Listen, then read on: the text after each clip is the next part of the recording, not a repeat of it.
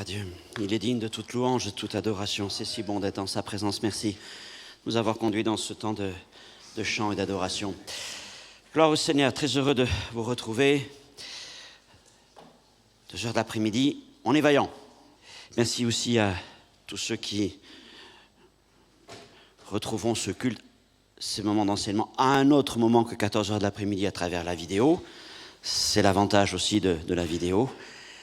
Mais que c'est bon d'être là. Je vous invite tout de suite à retourner dans l'épître de Paul aux Romains. C'est le texte que nous avons médité ce matin au chapitre 12, Romains chapitre 12. Ils reviendront d'ailleurs cet après-midi. Vous aurez en plus le bonus d'avoir des diapositives. Et le texte va apparaître à l'écran aussi. Je suis donc un thème de 4 messages pendant ce week-end. Nous sommes l'Église. Nous sommes l'Église. Ce matin, j'ai commencé à parler du corps. Nous sommes le corps, nous l'avons vu, j'y reviens encore cet après-midi. Demain matin, je prêcherai sur l'idée que nous sommes le temple, la maison de Dieu. Et demain soir, nous serons la famille de Dieu, c'est ce que nous verrons. Donc, nous sommes l'Église. Reprenons la lecture de ce très beau passage où Paul écrit « Car comme nous avons plusieurs membres dans un seul corps et que tous les membres n'ont pas la même fonction, ainsi, nous, qui sommes plusieurs, nous formons un seul corps en Christ et nous sommes tous membres les uns des autres. Puisque nous avons des dons différents, selon la grâce, que je n'oublie pas de tourner les diapos, puisque nous avons des dons différents selon la grâce qui nous a été accordée, que celui qui a le don de prophétie l'exerce selon l'analogie de la foi, etc. Je n'ai pas mis toute la liste, il y a 7 dons qui sont énumérés dans ce passage. Gloire au Seigneur, beau passage, magnifique passage. Je voudrais commencer par quelques pensées qui vont un peu nous raccrocher au message de ce matin, mais aussi nous amener dans le message de cet après-midi. Donc je ne vais pas entièrement reprendre tout ce qui a été dit, faire un résumé, vous le retrouvez sur les vidéos. Mais on peut commencer par cette magnifique parole du Seigneur, qui nous dit tout simplement que la force n'est pas dans le nombre, mais dans l'unité. Jésus dit dans Matthieu chapitre 18, « Je vous dis encore, si 2, et nous sommes plus que 2 cet après-midi, mais si 2 d'entre vous s'accordent, si 2 d'entre vous s'accordent sur la terre pour demander une chose quelconque, elle leur sera accordée par mon Père qui est dans les cieux, car là où 2 ou 3 sont assemblés en mon nom, je suis au milieu d'eux. » La force est dans l'unité. Et à vrai dire, c'est l'unité la plus petite, puisque c'est difficile quand même de parler d'unité quand on est à moins d'avoir des problèmes d'identité personnelle, mais ça peut arriver. Mais bon, l'unité commence avec 2, et cette unité, c'est déjà celle du couple, n'est-ce pas? Parce que le Seigneur est au milieu de nous, dans notre couple, et puis bien sûr, ça nous annonce déjà l'unité en Jésus-Christ, c'est forcément l'unité de l'Église. Alors, si nous sommes unis en Jésus-Christ, et là, je m'adresse à l'Église, à l'Assemblée, nous croyons que rien ne nous est impossible. Rien n'est impossible, puisque là, Christ est présent au milieu de nous, et il écoute nos prières avec une attention toute particulière. Mais il nous appartient alors de nous efforcer, comme Paul l'écrit, de conserver cette unité de l'esprit par le lien de la paix. C'est juste un échange que j'avais une sœur tout à l'heure. Oui, le verbe « efforcer ». Comme pour nous dire, attention, c'est pas si évident que ça. Hein. L'unité, c'est pas vous qui la créez, c'est le Saint-Esprit qui la donne. Mais vous avez cette mission de vous efforcer. Il va falloir vous engager, il va falloir y mettre du vôtre, parce que c'est pas toujours simple que de conserver cette unité de l'esprit. Comment? Par le lien de la paix, encore plus. Donc ça demande cet engagement de cœur, cet engagement parfois de patience. Supportez-vous les uns les autres. Tout ce qui fait un peu ce que nous pouvons arriver à vivre ensemble. Et puis bien sûr, nous n'arrêtons pas simplement, je dirais, le lien de la paix, c'est le lien fondamental, parce que sans la paix, il y a la division, c'est pas possible. Mais ce lien de la paix doit nous amener vers d'autres liens ensuite, le lien de la foi, l'unité de la foi et l'unité de l'amour, dont Paul dit qu'elle est le lien suprême. Mais évidemment, il n'est pas possible de parler de lien d'amour, de lien de foi, si d'abord il n'y a pas cette unité par l'esprit, par le lien de la paix. Donc, il nous faut travailler dans ce sens. Oui, nous aimons l'unité, nous voulons travailler à cette unité et nous devons nous efforcer, y mettre du nôtre, c'est notre responsabilité. Alors, l'unité ne veut pas dire uniformité. Le monde croit que dans l'Église, ou pense que dans l'Église, ou veut penser que dans l'Église, nous sommes tous pareils, nous sommes tous identiques, nous sommes tous uniformes. Rien de plus vrai. L'Église n'est pas une usine à produire des choses standardisées. Mais le Seigneur est un Dieu de diversité. L'uniformité, c'est la volonté de faire disparaître toute différence. Ce n'est pas le projet du Seigneur. Nous sommes tous égaux, mais nous ne sommes pas tous pareils. C'est ça qui est chouette, je trouve, d'avoir des gens différents de nous à nos côtés. L'unité ne veut pas non plus dire difformité. La difformité, c'est que ça serait accepter de s'associer avec des gens qui ne partagent pas les mêmes valeurs. Et ça, l'apôtre Paul nous met en garde. On ne peut pas associer Christ à Bélial, on ne peut pas s'associer avec des choses qui ne sont pas selon la volonté de notre Dieu. Donc, l'unité ne veut pas dire uniformité ou difformité. En revanche, l'unité selon Jésus, je l'ai déjà évoqué ce matin, s'accomplit dans la diversité. La diversité sociale, ethnique, culturelle. Paul l'a écrit, nous l'avons relu, nous sommes plusieurs. Nous sommes plusieurs. Et de nous, je connais chacun d'entre nous. Diversité ne veut pas dire disparate, divergence, désunion ou division, mais diversité veut dire enrichissement et force à une condition, celle de la mutualisation. Qu'est-ce que la mutualisation? C'est l'action de mettre en commun. Mettre en commun. Alors nous avons une définition là de ce qu'est l'Église. L'Église se caractérise par une diversité de membres, nous sommes plusieurs, unis par un désir de mutualité, nous sommes tous membres les uns des autres. Différents, mais mutuels. Je voudrais évoquer cet après-midi différents aspects de cette mutualité dans la diversité qui caractérise la véritable unité de Jésus-Christ et l'Église du Seigneur. On va voir quelques-uns de ces points. Et le premier que je veux mentionner, c'est qu'il existe au milieu de nous une diversité d'arrière-plan, mais une mutualité de destinée. Nous avons chacun une histoire particulière, un passé plus ou moins difficile, chaotique, éprouvant, parce qu'il existe une multitude de chemins de perdition. Et nous étions éloignés les uns des autres, pas simplement géographiquement, mais dans notre style de vie, dans notre parcours personnel. Multitude de chemins de perdition, mais il n'y a qu'un chemin qui mène à la vie. Et le Seigneur nous a fait grâce de nous y placer, de nous y conduire, et en nous plaçant sur ce chemin, il nous a rapprochés les uns des autres. Nous étions éloignés, il nous a rapprochés. Du coup, maintenant, nous formons ensemble le peuple de Dieu et nous cheminons ensemble sur ce chemin. Nous ne sommes plus seuls. Et nous sommes devenus même, donc fils et filles de Dieu adoptés en Jésus-Christ, co-héritiers de Dieu en Jésus-Christ. Nous avons une même route. Nous avons un même but. Nous avons une même espérance, nous avons une même destinée. Amen.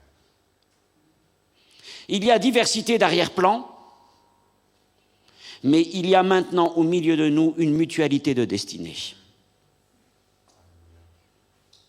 Nous avons une destinée commune, une espérance commune.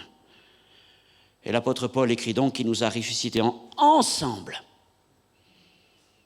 Là aussi, cette idée d'unité, d'église, ensemble, qui marque le commencement de l'église. Ils étaient tous ensemble dans le même lieu, ensemble. Et il nous a fait asseoir ensemble.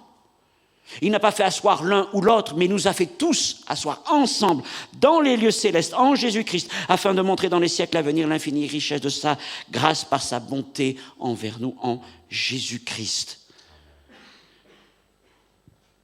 Autrefois, nous étions dispersés et maintenant nous sommes rassemblés. Et nous partageons tous la même destinée, le même but. Nous marchons ensemble sur le même chemin, dans la même direction. Gloire à Dieu, c'est Christ qui l'a fait. C'est le premier aspect de cette mutualité dans la diversité. La deuxième chose qui est très importante, c'est une diversité de personnes avec une mutualité de respect. Dans le texte que nous avons lu, Paul écrit « Nous avons plusieurs membres dans un seul corps ». Plusieurs membres. Déjà évoqué cette idée. L'Église n'est donc pas simplement le rassemblement d'un même type de personnes, mais de plusieurs personnes, de personnes qui sont différentes. Et ceci, eh bien, s'accentue et s'amplifie avec l'évolution de nos sociétés, de villes comme Genève, qui sont des villes internationales, et qui rassemblent des gens différents, en termes de génération, en termes social, ethniques, culturels. Nous sommes très différents les uns des autres. Et donc il existe dans nos églises, et c'est un reflet, c'est vrai, de l'évolution de la société, je le dis, une grande diversité de personnes. Et cette grande diversité de personnes, dont nous sommes déjà les témoins, pourrait amener aussi des tensions. Parce que l'un n'a pas la même sensibilité que l'autre. Peut-être que l'un n'aime pas tout à fait chanter comme l'autre chante. Peut-être que l'un n'exprime pas sa louange comme l'autre exprime sa louange, etc., etc. Ou la façon de pratiquer la Sainte Seine, ou la façon de prier, ou la façon de l'emphase qui est mise sur tel ou tel enseignement. Voilà, nous pourrions avoir chacun un peu soit cet apport, soit ces moments un peu qui pourraient achoper. Vous savez, rien de nouveau, parce que déjà au temps des apôtres, on le voit dans les épîtres, et déjà dans cette épître aux Romains, il y avait des tensions entre les frères d'origine juive et ceux d'origine païenne. Cependant, notre aspiration est de dépasser nos différences, non pas de les gommer,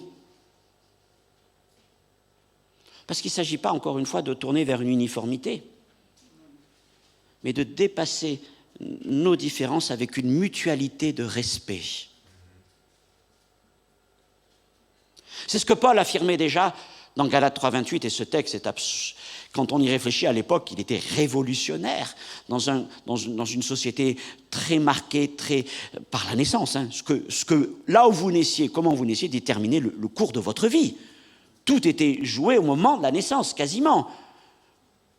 La classe sociale, l'avenir, voilà, vous retournez à vos cours d'histoire. Mais Paul écrivait donc maintenant, dans cette diversité et ce désir de mutualité, dans l'Église, il n'y a plus ni juif ni grec. Allez dire ça à un juif. C'était quelque chose de nouveau, ça c'était très fort. Il n'y a plus ni esclave ni libre. Mais là, c'est renverser les fondements même de la société de l'époque. Il n'y a plus ni homme ni femme. Oui, et ça reste encore aujourd'hui aussi quelque chose de très avant-gardiste, n'est-ce pas? Pourquoi? Parce que vous êtes tous juifs, grecs, esclaves, libres, il dira plus loin barbares, scythes, autrement dit cultivés, pas cultivés, ni hommes ni femmes, vous êtes un en Jésus-Christ. Et donc dans l'Église, nos diversités ethniques, sociales ou de genre ne doivent jamais être source de suspicion, d'exclusion ou de relégation. Dans l'Église, il ne peut pas y avoir de chrétiens de seconde zone, de seconde classe, à cause de sa couleur de peau, à cause de sa position dans le monde, à cause, qu'est-ce que je vais dire, de son bulletin de salaire, ou à cause de la grosseur de sa voiture ou de sa maison. C'est pas ça qui fait la différence. Nous participons tous aux mêmes promesses, au même salut. Nous participons au même esprit. Et l'un des éléments fondamentaux de cette unité, c'est la table du Seigneur. Nous participons tous au même pain et à la même coupe.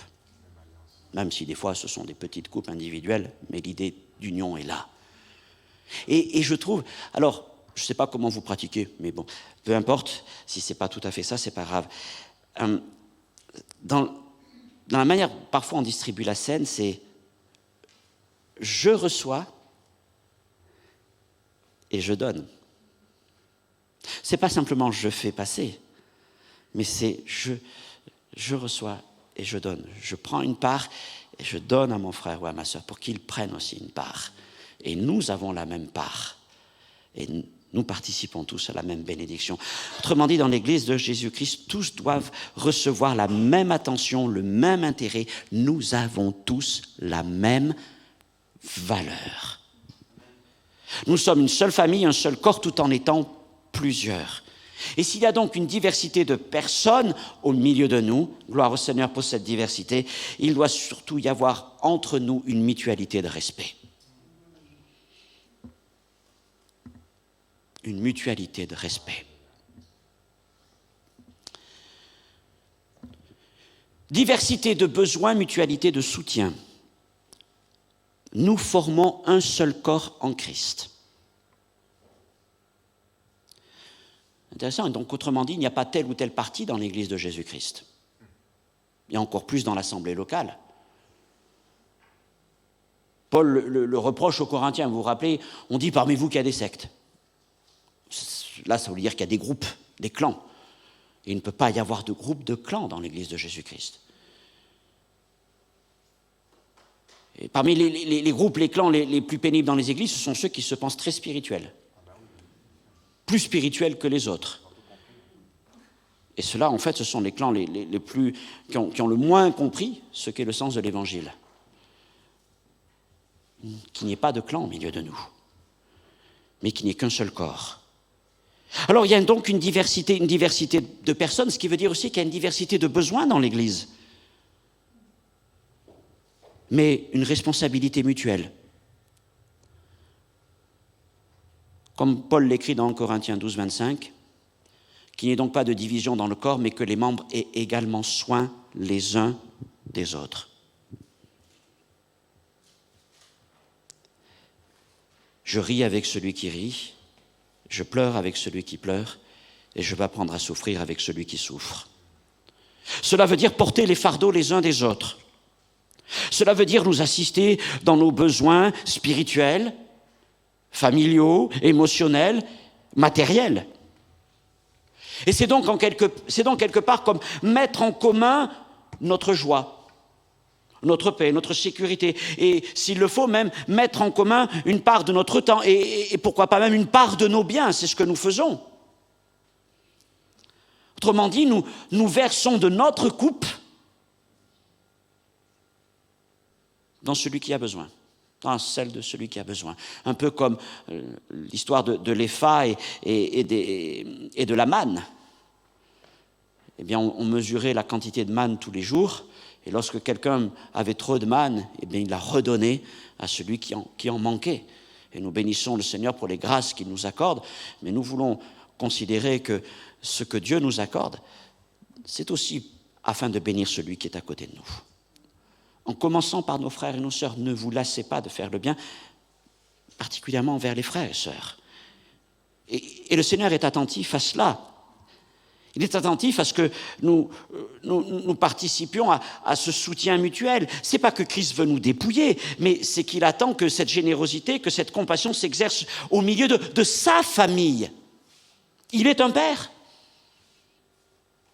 Il est un père et comme il y a de nombreux parents au milieu de nous, eh bien, ou de grands-parents, eh bien, ce qu'on attend aussi de nos enfants, c'est que lorsque l'un est dans une situation difficile, les autres ne l'abandonnent pas. mais qu'il y ait ce soutien dans le milieu d'une fratrie. Eh bien, c'est pareil dans l'Église. Le Père attend aussi que dans l'Assemblée, nous ayons ce souci de notre frère, de notre sœur, parce que nous sommes tous des fils et des filles adoptés de Dieu en Jésus-Christ. Et il nous aime comme un Père. C'est un point que j'avais déjà évoqué lorsque j'avais prêché au fin du mois de juillet ou août avec vous, au milieu de vous. J'avais cité ce passage d'Acte 4, 32-35, où Luc écrit « Et une grande faveur reposait sur eux tous, car il n'y avait parmi eux aucun indigent. Tous ceux qui possédaient des champs ou des maisons les vendaient, apportaient le prix de ce qu'ils avaient vendu, le déposaient aux pieds des apôtres, et l'on faisait distribution à chacun selon qu'il en avait besoin. » Je ne parle pas là de vendre tout ce que nous avons, ça a été un cas particulier. Paul ne l'enseigne pas ensuite dans les épîtres, mais non, ce qui est pour moi important, c'est ce qui est en gras et puis le quart, la conjonction de coordination qui est là. Il y avait une grande grâce sur eux, car quoi? Il n'y avait aucun indigent parmi eux.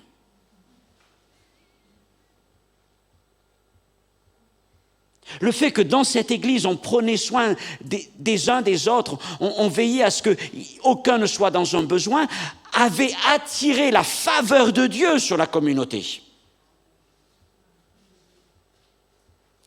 Alors, je l'avais certainement dit, mais je ne sais pas si vous étiez là, je répète d'une manière très pratique.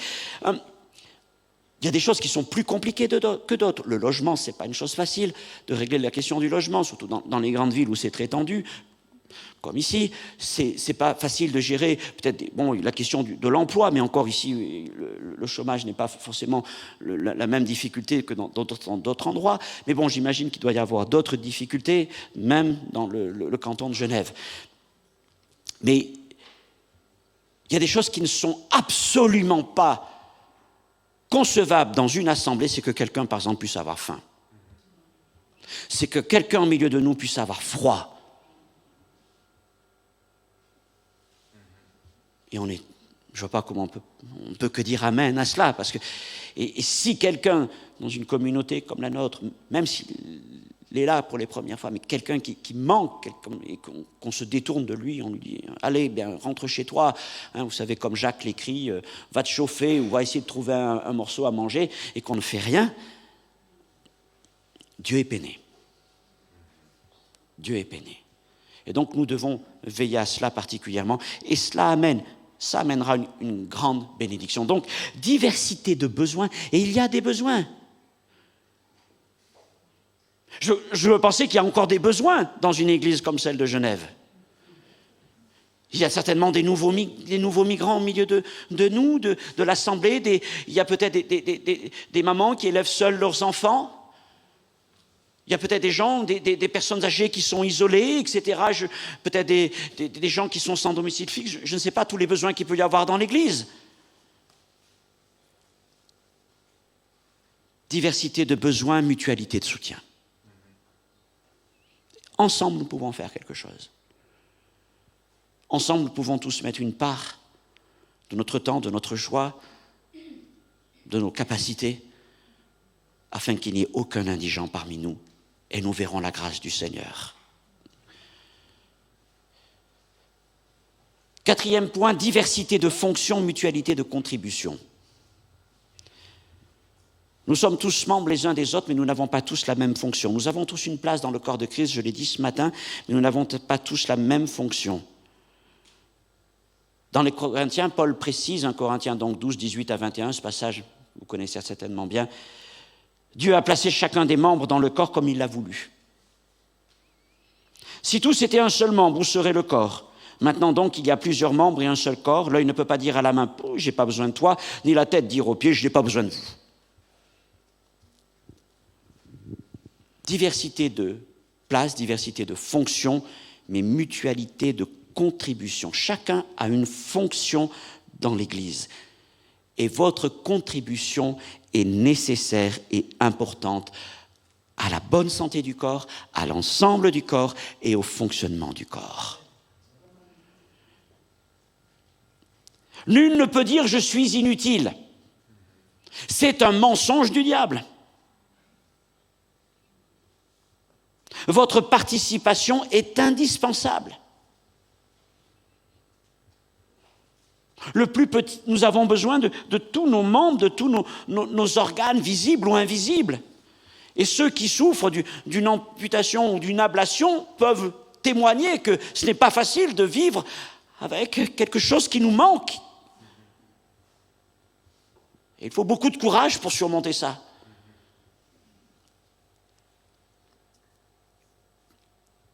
Votre participation à chacun est indispensable. Ne dites pas « je ne sers à rien », ne dites pas « je suis inutile », ne dites pas « je ne suis pas capable ». Ce n'est pas vrai, vous êtes capable. Savez-vous pourquoi ? Pierre l'a écrit, comme de bons dispensateurs des diverses grâces de Dieu, que chacun de vous mette au service des autres le don qu'il a reçu de Dieu. Nous avons tous reçu au moins un don. Et un don est une capacité de Dieu. Alors bien sûr, il faut apprendre à le découvrir, à le mettre à l'œuvre. Mais je veux croire que tout ce qui vient de Dieu est un don excellent et parfait. Et c'est une puissance de bénédiction dans l'Église. Vous avez cette valeur dans l'Assemblée. Votre contribution est nécessaire à l'Église. Je veux me répéter, rapidement, pardonnez-moi pour ceux qui étaient là ce matin, je veux reprendre ce que je disais au sujet de la parabole des talents. Ce n'est pas celui qui a eu 5 ou celui qui a eu 2 qui a subi les reproches du maître, mais c'est celui qui n'en avait qu'un. Le Seigneur dira serviteur méchant et paresseux. Mais quelle est l'une des choses qui a pu pousser ce 1 à envelopper son talent dans un linge ou à l'enterrer? C'est l'idée de dire peut-être aussi, mais 1 avec 1, l'autre il en a 5. Alors ça c'est important. Mais 1, qu'est-ce que ça va changer 1? Ou alors c'est de dire, oui, il y a les anciens, alors ça c'est important, il y a les frères et sœurs qui conduisent la louange, ça c'est important, mais moi, qu'est-ce que j'ai donc à côté? Lui il a 5, elle a 2, moi j'ai 1. Le 1, si on ne fait rien, on ne le verra pas. Et de toute façon, même si je faisais quelque chose, qu'est-ce que ça changerait, je l'ai dit? Mais non, toutes nos contributions sont nécessaires. Toutes nos contributions, ta contribution est nécessaire pour le bon fonctionnement de cette assemblée et du corps de Christ. Nul ne peut dire non plus, et ça c'est à l'opposé, il y a moi et moi seul. Ça aussi c'est un mensonge de Satan. Parce que quelle que soit votre participation, même si vous en avez 5, il y a quand même besoin de celui qui en a un. Votre participation n'est pas suffisante à elle seule.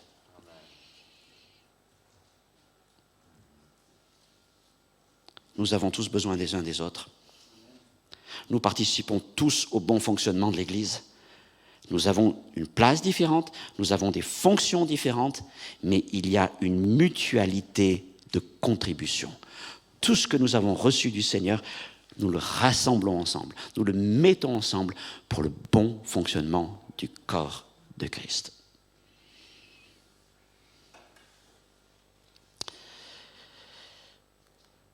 Diversité d'appels, mutualité d'engagement. Nous sommes tous membres les uns des autres. L'Église n'accomplira sa vocation que si nous sommes tous engagés dans le même élan. Nous ne pouvons pas tirer l'un dans un sens, l'autre dans un autre.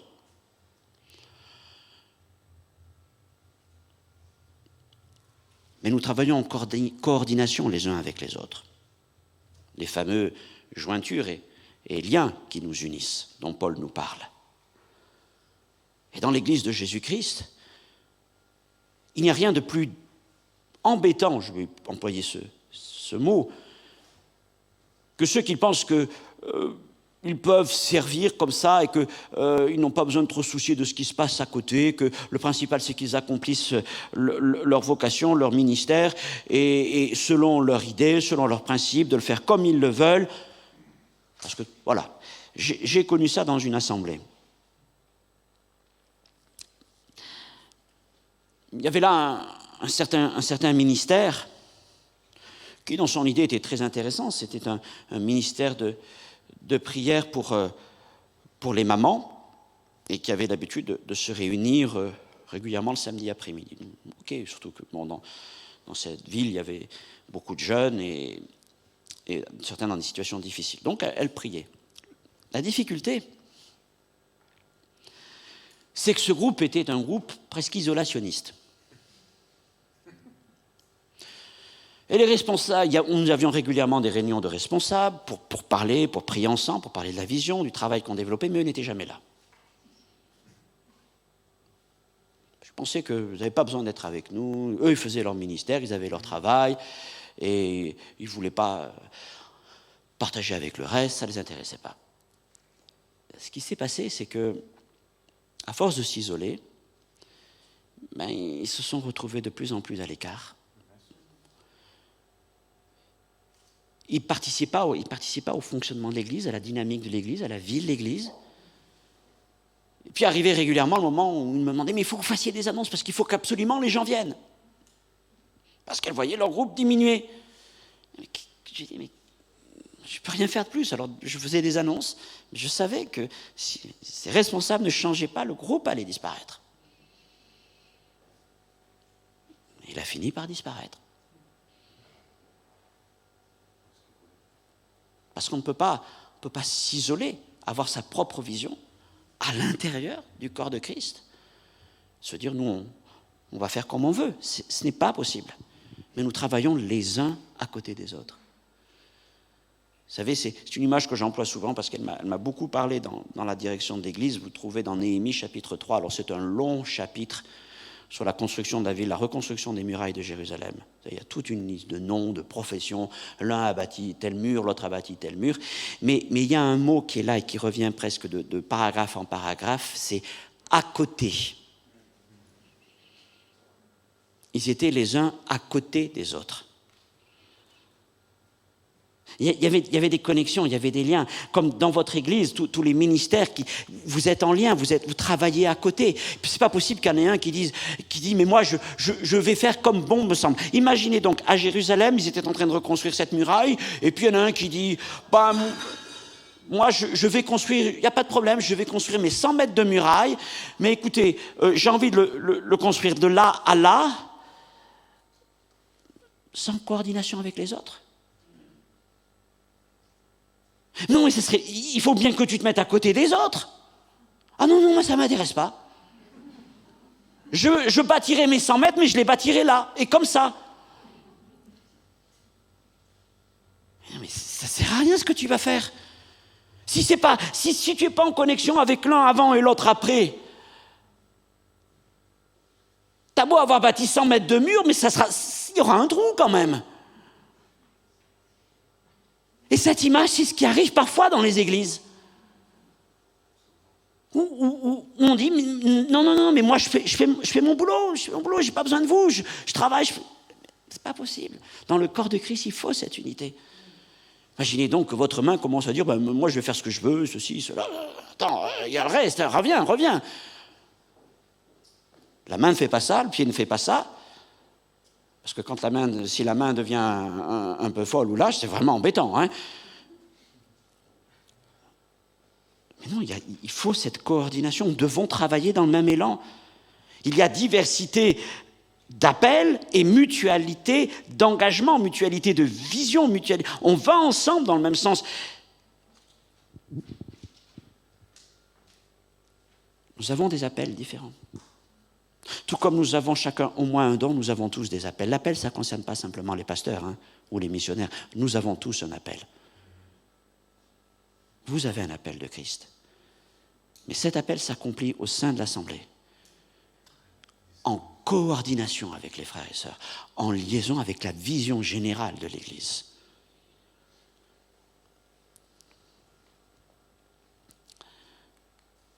Diversité de dons, mutualité d'honneur.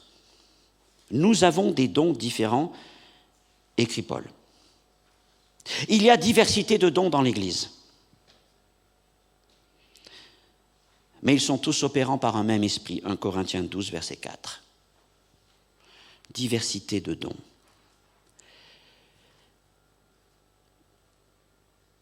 Et c'est vrai que l'apôtre Paul nous montre qu'il existe un grand nombre de dons. Il y a au moins 4 listes de dons principaux dans les épîtres, dans les Éphésiens, dans les Romains et dans les Corinthiens. Et cette diversité de dons enrichit le corps de Christ. Heureusement que nous n'avons pas tous le même don. Savez-vous pourquoi? Parce que si nous avions le même don, nous produirions les mêmes œuvres et le même service, et le même fruit. Et si une église n'a qu'une seule œuvre, elle est mono-œuvre, je vais dire, et elle ne produit qu'un sort de fruit, comment fera celui qui a besoin de manger spirituellement un autre fruit? L'église de Jésus-Christ, c'est pas, par exemple, l'église de Jésus-Christ, c'est pas un verger de pommiers ou de poiriers. Dans la vallée, dans les vallées du sud de la France, de la Durance et tout ça, du Rhône, vous avez des immenses plantations de poiriers, de vergers, et alors encore plus en Espagne avec toutes les plantations qu'ils font. Mais une plantation, finalement, ce sont des arbres qui sont alignés les uns après les autres. Ce sont des arbres maigrichons, parce que de toute façon, on ne leur demande pas de grandir, on leur demande de produire des fruits. Et ils ne produisent, et il n'y a qu'un seul type de fruit. Donc si vous êtes au milieu d'un verger de pommiers, que vous aimez les poires, vous n'avez pas de... Et l'église de Jésus-Christ n'est pas appelée à être une plantation de pommiers, une plantation de poiriers, ou de tout ce que vous voulez. Alors si vous aimez les pêches et vous êtes au milieu d'un verger de pêcheurs, vous êtes très heureux, mais les autres... Non. L'église de Jésus-Christ, c'est un Éden.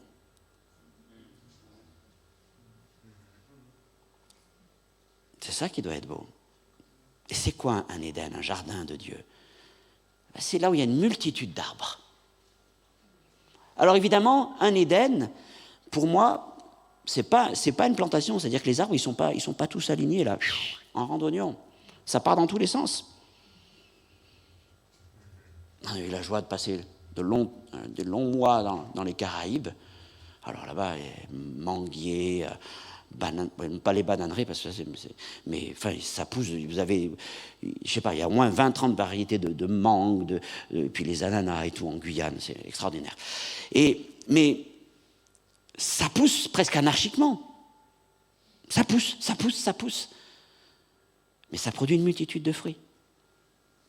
Et donc, quand vous êtes là, dans ces jardins-là, dans les jardins, on avait un couple de pasteurs, d'amis dans leur jardin, ils avaient toutes sortes d'arbres fruitiers.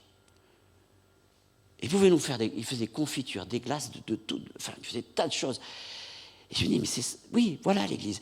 Il y en a un, il va produire tel fruit, parce qu'il a tel don. L'autre, il va produire tel fruit, parce qu'il a tel don. Etc., etc. Autrement dit, celui qui vient de l'extérieur et qui a besoin de ce fruit va trouver ce fruit. Mais celui qui a besoin d'un autre fruit va trouver un autre fruit. Et c'est comme ça qu'on va enrichir. Et c'est comme ça qu'on va bénir. Et donc, ce que j'aime dans l'Église, c'est pas que nous soyons tous semblables. Non, ça, c'est pas l'Église de Jésus-Christ. Mais que nous soyons, c'est vraiment, nous sommes divers. Et cette diversité, presque cette exubérance qui nous rappelle le jardin d'Éden, va amener une grande bénédiction sur ceux qui nous entourent. Et donc, à partir de là, chaque don est important et chaque personne doit être honorée pour le don qu'elle porte et le fruit qu'elle porte. Et l'apôtre Paul même nous dit que nous devons avoir un honneur encore plus grand pour ceux qui sont les plus faibles et les regarder avec encore plus d'estime que ceux qui ont le plus d'honneur. 1 Corinthiens 12, 23, je vais le lire, ce sera mieux que ma paraphrase. Ceux que nous estimons être les moins honorables du corps, nous les entourons d'un plus grand honneur, ainsi nos membres les moins honnêtes reçoivent le plus d'honneur. Chacun dans l'Église doit être regardé avec honneur. Et être honoré pour ce qu'il est en Jésus et pour la part qu'il a reçue de Dieu. Frères et sœurs,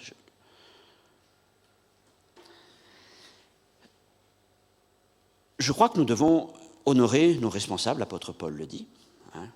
Nous honorons ceux qui nous conduisent dans le Seigneur, ceux qui nous dirigent, mais nous ne les mettons pas sur des piédestals. C'est très mauvais pour eux. C'est très mauvais.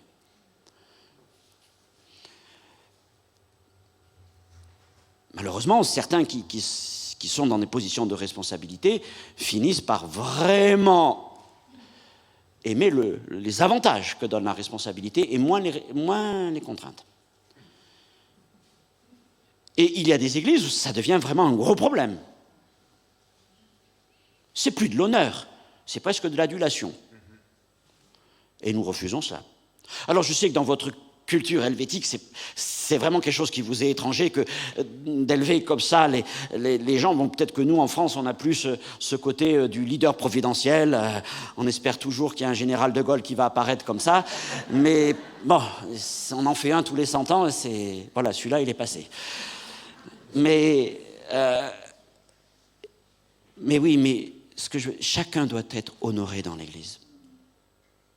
Depuis le frère et la sœur qui nous accueillent, celui ou celle qui nous conduit dans la louange, ou celui qui nous accompagne, qui prie pour nous, qui prie avec nous. Nous sommes tous dignes, nous sommes tous honorables. Et je crois que lorsqu'il y a ce sentiment d'honneur réciproque dans l'Église, Dieu est honoré et Dieu bénit. Si un membre est honoré, tous les membres se réjouissent avec lui. 1 Corinthiens 12, 27. Peu importe de savoir le don, on honore quelqu'un plus pour ce qu'il est que pour ce qu'il fait. Mais on l'honore d'abord pour ce qu'il est. Il est mon frère, il est ma sœur. Il est peut-être un père spirituel, une mère spirituelle. Mais je veux toujours me rappeler que c'est ça qui est important. Parce que des fois, dans le monde, on honore les hommes, les femmes pour une position qu'ils occupent, mais quant à la personne, on les aime pas. Et ça ne peut pas être comme ça dans l'Église de Jésus-Christ. Nous nous honorons les uns les autres. Diversité de perspectives, mutualité de vision, je l'ai un peu exprimé déjà tout à l'heure, j'ai déjà avancé sur ce point. Mais je veux dire que personne au milieu de nous, et même aucun prédicateur ou enseignant, ne peut prétendre avoir toute la connaissance de Jésus-Christ, au point de se dispenser de ce que les autres peuvent lui apporter. Nous partageons tous la même vision, et notre vision commune, c'est celle de l'Évangile, c'est celle du royaume de Dieu, c'est Jésus-Christ. Nous croyons que nous regardons tous dans le même sens. C'est bon. Tout en regardant dans le même sens et vers le même but, il se peut que nous la regardions d'un angle différent et d'un point de vue différent. C'est particulièrement vrai, nous comprenons très bien cela, nous qui vivons dans un pays de montagne, parce qu'on sait que la perspective sur une montagne, tout en regardant un sommet à tel endroit, si on se met quelques kilomètres plus loin, c'est plus du tout la même perspective. D'autres reliefs apparaissent. On regarde le Mont Blanc qui est là-bas tout au fond, on n'a pas la même perspective ici, évidemment, que lorsqu'on sera dans la vallée de Chamonix. Et donc, pourtant, on regarde la même chose. Et certains pourraient dire, oui, mais c'est comme ça, voilà, moi je le vois comme ça. Parfois, c'est ce qu'on veut. On veut imposer aux autres notre façon de voir. Mais l'autre dit, mais moi je regarde aussi dans le même sens, je regarde aussi Jésus. Oui, mais c'est comme ça qu'il faut le voir. Et longtemps, on a été dans ce schéma-là. Et je le confesse, je viens d'un mouvement qui souvent a pensé qu'il fallait absolument regarder comme ça. Pourtant, nos frères aussi regardaient la même chose. Oui, mais eux, ils regardent moins bien.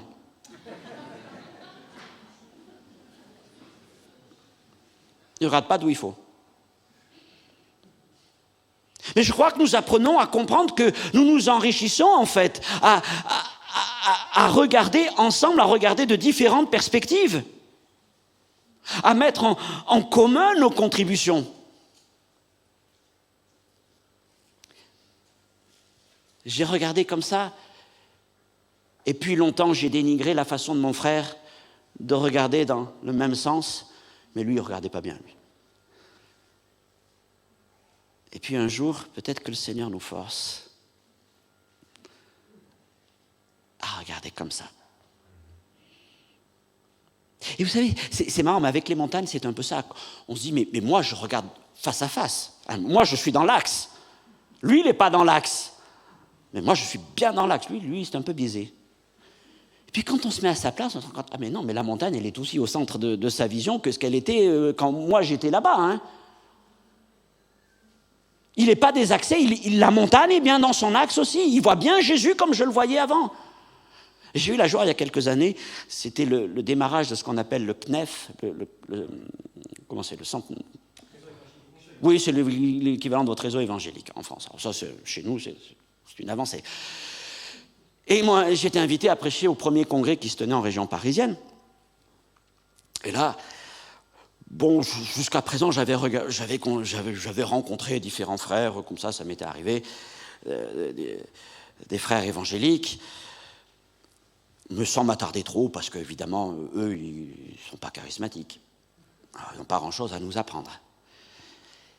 Et puis, j'ai commencé à les rencontrer, à parler avec eux, et j'ai découvert des frères et des sœurs magnifiques, extraordinaires. Alors, peut-être, oui, ils ne pratiquent pas les dons spirituels, pour certains d'entre eux, mais ils avaient développé des choses que j'ai trouvé que nous avions vraiment besoin de développer. Le fruit de l'esprit, l'acceptation, l'écoute, l'encouragement. Et c'était des choses, je me suis dit, Seigneur, ce qu'ils voient là de leur point de vue, c'est aussi important que ce que je vois de mon point de vue. Alors je me dis, c'est vrai que je ne peux pas être à tous les points de vue. Je ne peux pas être à la fois là, à la fois là-bas. Seigneur, tu m'as placé là. Oui, mais je veux quand même écouter ce que mon frère a à dire. Je vais écouter ce que ma sœur a à dire. Parce qu'elle, là où elle est placée, elle voit d'autres choses aussi. Elle voit Jésus comme elle voit la montagne d'un aspect différent. Elle voit d'autres reliefs. Vous comprenez ce que je veux dire? Et je pense que c'est important, cela. Bien sûr, il faut être convaincu que nous regardons bien la même montagne. Mais quand nous regardons à Jésus, voilà. Et diversité de perspectives, mais finalement mutualité de vision. C'est pareil, je m'enrichis de la contribution des différents ministères auxquels le Seigneur peut m'exposer. Qu'il soit prophète, évangéliste, docteur, chacun m'aide selon ce qu'il a reçu. Et ça me permet de grandir dans la foi, dans l'œuvre de Dieu. D'ailleurs, Paul souligne dans Éphésiens 4:11, et c'est très bien, l'indispensable participation de plusieurs ministères différents afin d'assurer la croissance et l'équipement des saints. Il ne faut pas simplement un homme, il faut un apôtre, un prophète, un évangéliste, un pasteur, un docteur. Il en faut 5. Pas forcément au même moment, mais tous contribuent quelque part à l'édification du corps de Christ. Et que surtout, personne ne se dise qu'il a les 5. Je veux dire, donc, je m'enrichis aussi de la contribution des enfants. Les enfants ont tellement à nous apprendre. Je m'enrichis de la contribution de ce frère, de cette sœur, de mes collègues. Je m'enrichis de la contribution de vos prières, des dons que vous avez reçus du Seigneur. Moi, c'est vrai que j'ai cette approche, mais mon frère a une perspective un peu décalée par rapport à la mienne, mais ensemble, notre vision est plus complète, notre vision de Christ, notre vision d'Église, notre vision du royaume de Dieu. Et plus nous enrichissons les uns les autres de différentes perspectives, plus nous développons une perception complète et plus profonde de qui est Jésus-Christ. Il y a donc une diversité de perspectives, mais une mutualité de vision. Nous regardons tous à Jésus. Dernier point, diversité d'expression, mutualité du message. Là, je quitte les Romains, je vais dans les Actes. Actes chapitre 2, versets 3 à 4. Des langues semblables à des langues de feu leur apparurent séparées les unes des autres et se posèrent sur chacun d'eux. Et ils furent tous remplis du Saint-Esprit, se mirent à parler en d'autres langues selon que l'Esprit leur donnait de s'exprimer. Un seul feu, celui du Saint-Esprit.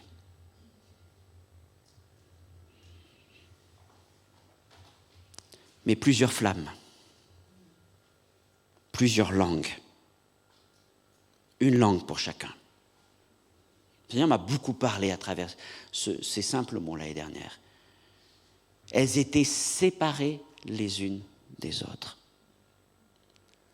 Et elles se posèrent sur chacun d'eux. Ça n'a pas été un feu commun, donc. Oui, le feu est descendu, et puis ensuite, là, il s'est posé sur chacun d'entre eux. Autrement dit, il y a un feu commun, un seul feu, mais il y a une langue pour chacun d'entre nous. Et il est dit qu'alors ils commencèrent à s'exprimer non pas en une seule langue, mais en différentes langues, selon que l'Esprit leur donnait de s'exprimer. Alors je vais le dire comme ça, je vais un peu élargir, je vais aller au-delà des langues, des langues nouvelles. Je vais dire que nous recevons tous quelque chose à exprimer de la part de Dieu. Nous avons tous reçu en quelque sorte, baptisés du Saint-Esprit, nous avons reçu une langue de feu. Quelque chose du Seigneur. Mais quelque part, nous allons chacun l'exprimer d'une manière particulière. Je ne parle pas simplement du parler en langue, mais je parle de toute notre vie aussi, de notre témoignage. Et alors, si nous parlons en langue, si nous parlons différentes langues, c'est vrai, mais après, au-delà même des langues, certains vont exercer cette langue de feu qu'ils ont reçue, parce que je veux croire qu'elle va bien au-delà du parler en langue, mais cette langue de feu, cette onction de l'Esprit, cet embrasement du Saint-Esprit va se manifester chez l'un par le chant, chez l'autre par la prédication, chez l'autre peut-être par l'action, chez un autre par la compassion, chez un autre par la consolation, chez un autre par l'encouragement. Et il n'y a qu'un seul message au milieu de nous, c'est Jésus-Christ et Jésus-Christ crucifié. Mais nous participons tous à son expression selon la manière que le Saint-Esprit nous donne de nous exprimer. Et si mon frère ou ma sœur ne s'exprime pas tout à fait de la même manière que moi, mais c'est pas grave, au contraire, ça nous enrichit. Parce que moi, j'ai reçu du Seigneur cette langue de feu, c'est une image encore, qui me permet de m'exprimer comme cela, mais elle ou lui a reçu cette autre langue de feu, mais qui vient du même feu. Et il ne va pas tout à fait parler comme moi, il ne va pas tout à fait servir comme moi, il n'aura pas les mêmes dons que moi, il n'aura pas le même témoignage que moi.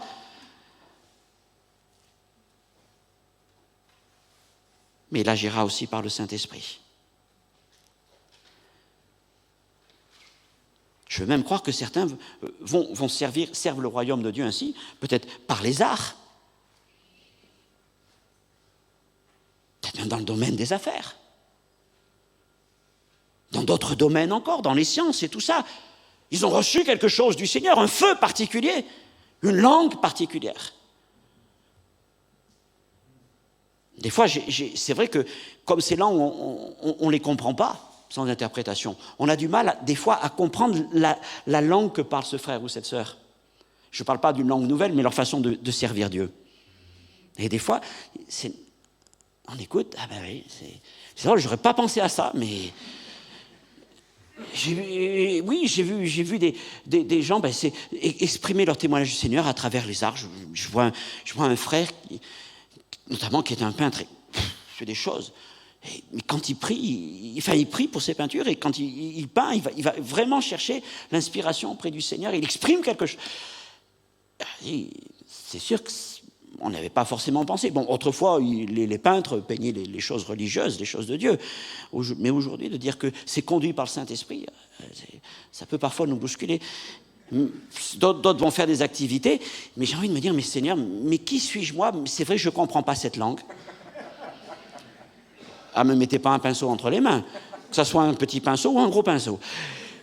Bon, avec le gros, au moins, mais et si cette façon de parler va être comprise par quelqu'un? Est-ce que trop souvent on n'a pas voulu avoir finalement, c'est pas le fait d'avoir une seule voix, mais qu'un seul message? Comme je disais tout à l'heure, on voulait un seul don, là c'est pas suffisant, mais une seule façon de s'exprimer, c'est pas suffisant. Si le Seigneur avait voulu, ils auraient parlé tous la même langue. Ça aurait été français, ça aurait été bien. Mais il a choisi qu'ils parlent plusieurs langues. Donc, diversité d'expression, mais ce qui est important, mutualité du message. Voilà, mes frères et sœurs, ce dont je voulais vous parler cet après-midi, cette diversité, la diversité du corps de Christ. Nous sommes plusieurs, mais nous sommes tous membres les uns des autres. Et nous vivons ensemble dans un désir de mutualité, les uns par rapport aux autres, pour l'avancement du règne de Dieu. Gloire au Seigneur. On va finir ce temps, puis Jean-Paul va vous expliquer.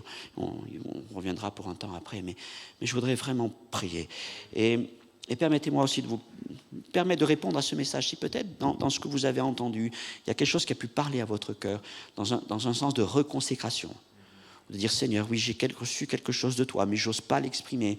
Ou j'ai besoin de renouer avec mes frères et sœurs.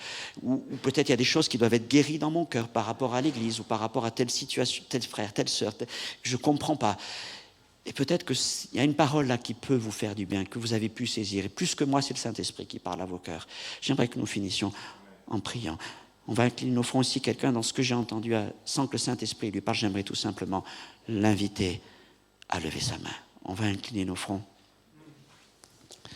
C'est pour vous un moyen de répondre à ce message. Si le Saint-Esprit a pu vous parler cet après-midi, bien mieux que moi, parce qu'il vous connaît. Comme on le disait ce matin, je connais, disait Jésus, et le Seigneur te connaît. Alors voilà des mains qui se lèvent. Et si vous avez encore besoin, s'il y a une parole qui a pu toucher votre cœur, dites, mais moi je voudrais vivre cette parole, Seigneur. Je voudrais vivre encore plus cette mutualité. Alléluia, voilà des mains qui se lèvent. Gloire au Seigneur. Béni soit Dieu. Notre Dieu, notre Père, l'Église est un don, est une grâce, mais c'est une immense responsabilité. C'est un immense défi aussi, Seigneur, parce qu'il ne s'agit pas simplement de moi et moi seul, mais il s'agit avant tout, Seigneur, de mon prochain. Il s'agit de mon frère, il s'agit de ma sœur. Et il t'a plu de nous mettre ensemble alors que nous étions si différents.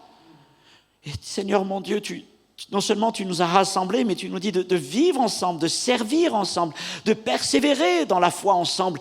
Et Seigneur, c'est un bouleversement dans notre façon de concevoir les choses de la vie. Mais Seigneur, quelle richesse il y a dans mon frère, dans ma sœur. Quelle richesse il y a au milieu de nous cet après-midi. Et cette richesse, elle est là, juste à côté de nous. Et trop souvent, Seigneur mon Dieu, nous avons négligé cette richesse qui était à côté de nous. Nous l'avons jugée et nous l'avons parfois trouvée pas nécessaire ou pas suffisante.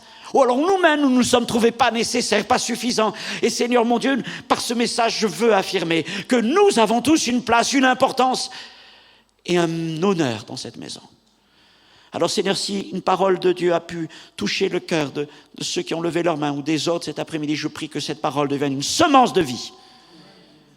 Et qu'elle grandisse en eux, qu'elle soit arrosée dans la prière, qu'elle soit, Seigneur, qu'il y ait cette puissance de vie, de croissance animée par le Saint-Esprit pour qu'elle porte du fruit au temps venu. Bénis mes frères et sœurs, bénis cette Église. Oui, que cette Église soit marquée par la diversité, mais encore plus par la mutualité.